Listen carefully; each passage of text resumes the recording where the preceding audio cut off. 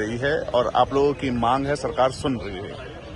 देखिए, आज मैंने भी राज्यसभा के भीतर रूल 267 का नोटिस दिया है और उस नोटिस में ये कहा है कि आज की सदन की जो लिस्टेड कार्रवाई है, जो लिस्टेड बिजनेस है, उसे सस्पेंड किया जाए और आज गहन चर्चा हो मणिपुर के विषय पे।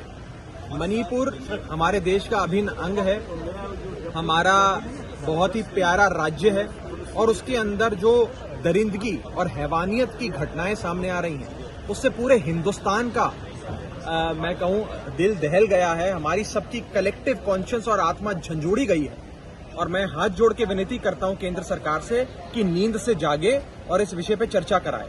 और मैं खास तौर पे केंद्र में बैठी सरकार का एक ध्यान आकर्षित करना चाहूंगा माननीय प्रधानमंत्री नरेंद्र मोदी जी के इस बयान पे, जो उन्होंने मणिपुर के संदर्भ में 25 फरवरी 2017 को दिया था ट्वीट करके।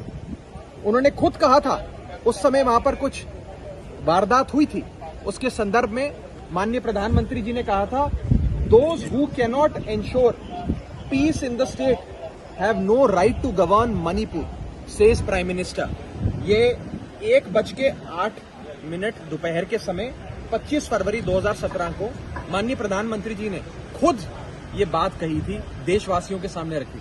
मैं इसी प्रधानमंत्री जी के बयान का उन्हें आह्वान देते हुए कहना चाहूंगा कि सदन के भीतर आएं, इस पर बयान दें और चर्चा कराएं। पूरा देश आज जानना चाहता है कि मणिपुर में हो क्या रहा है, मणिपुर जैसे जल रहा है उसके लिए सरकार ने क्या किया है, क्या कदम उठाए हैं।